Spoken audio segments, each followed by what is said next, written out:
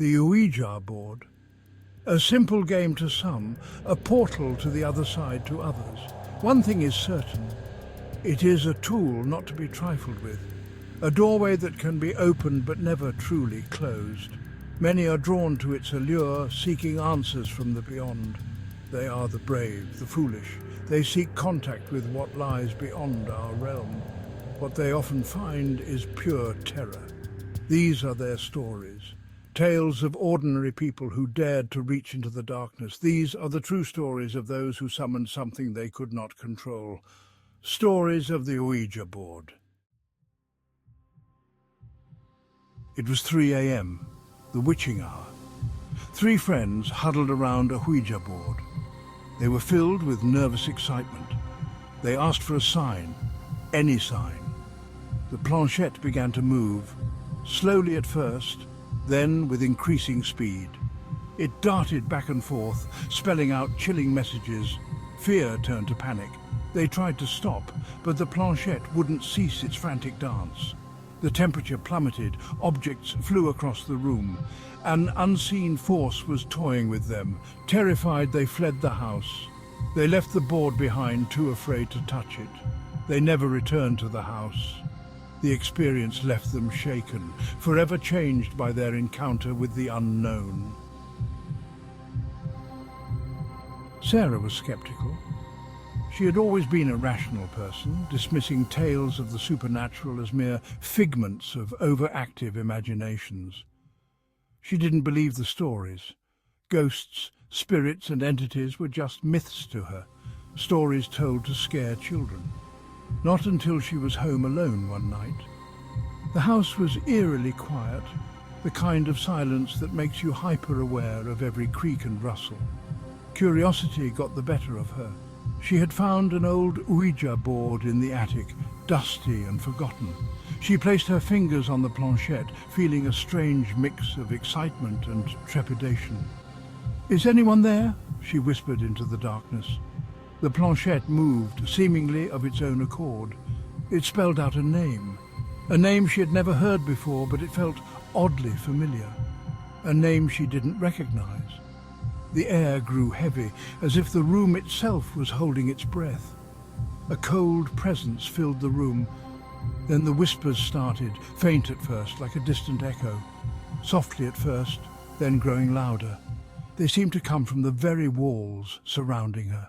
They seemed to come from everywhere and nowhere at once. The voices were disembodied, yet felt so close. They spoke of horrible things, unspeakable horrors that made her skin crawl and her heart race, things that chilled Sarah to the bone. She felt an overwhelming sense of dread, as if something malevolent was watching her. She ran from the room, leaving the board behind.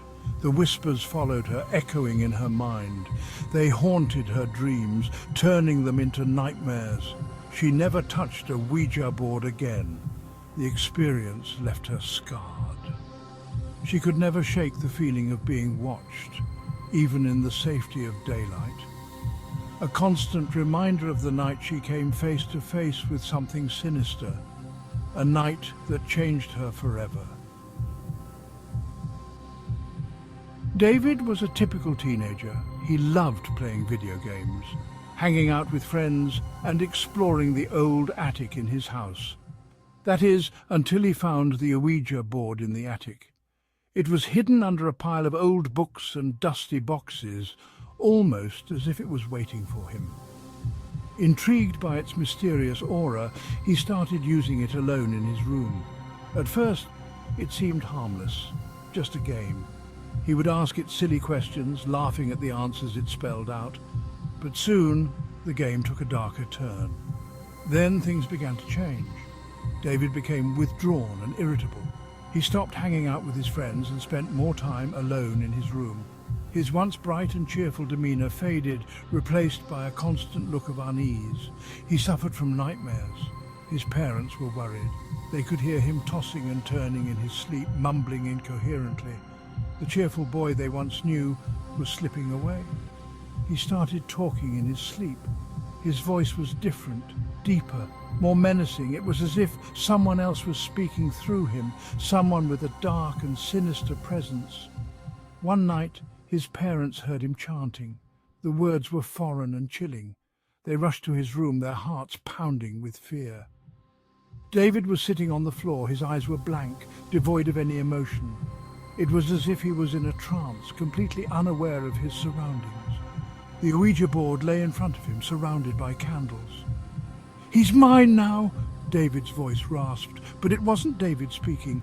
The voice was cold and unrecognizable. It was something else, something evil. A dark presence that had taken hold of their son, using him as a vessel for its malevolent intentions. Something that had taken hold of their son. The horror in his parents' eyes was unmistakable. They knew they had to act fast to save their boy from the darkness that had consumed him. Section 5. The Exorcism. David's parents called a priest. They were desperate. They knew something was terribly wrong. The priest arrived. He took one look at David and knew they were dealing with something dark. The exorcism began. David thrashed and screamed. The priest prayed fervently, battling for the young man's soul. The air crackled with unseen energy. The battle raged for hours. David's screams echoed throughout the house. Finally, with a deafening roar, the entity left David's body. David collapsed, free from the grip of the evil that had possessed him. The Ouija board lay shattered on the floor, a testament to the terrifying power it possessed. Section 6. The Shadow Remains.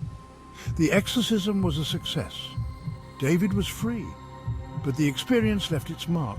He was haunted by fragmented memories, flashbacks of terror. He never fully recovered. The Ouija board had opened a doorway that could never be fully closed.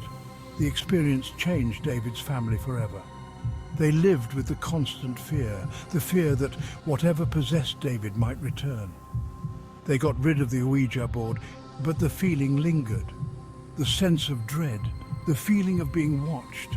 They knew they would never be truly free. The Ouija board had left its mark. Section 7, A Gateway to Darkness. The Ouija board is more than just a game. It is a tool that can be used to contact the other side. But be warned. The spirits you contact may not be friendly. They may be malevolent entities, tricksters, demons. They are drawn to the board's energy, eager to make contact with the living. They will try to deceive you, to manipulate you. They will prey on your curiosity, your desire for knowledge. Do not be fooled. The Ouija board is a dangerous gateway. Once opened, it can be difficult to close. Think carefully before you use it. You might not like what you find on the other side. Section 8. Curiosity killed the cat. The stories are out there, tales of terror and madness, whispers of the unknown that beckon the curious and the brave. People who dabbled in the occult and paid the price. They were lured by the promise of the unknown, the thrill of uncovering secrets hidden from the mortal eye, the thrill of the forbidden. They sought answers to questions that perhaps should never have been asked. What they found was horror. The Ouija board is not a game, it is a doorway, a portal to realms best left untouched. It is not a toy. It is a tool of the occult, a conduit for forces beyond our understanding. It should be treated with respect, with caution. For those who do not heed this warning often find themselves in peril. If you must dabble in the world of the paranormal, do so with extreme care. The line between curiosity and danger is thin. The risks are real, the consequences can be dire. Spirits and entities do not play by our rules. Don't let curiosity lead you down a path you may regret. Once the door is opened, it cannot easily be closed. The darkness is always listening, waiting for its chance to break through.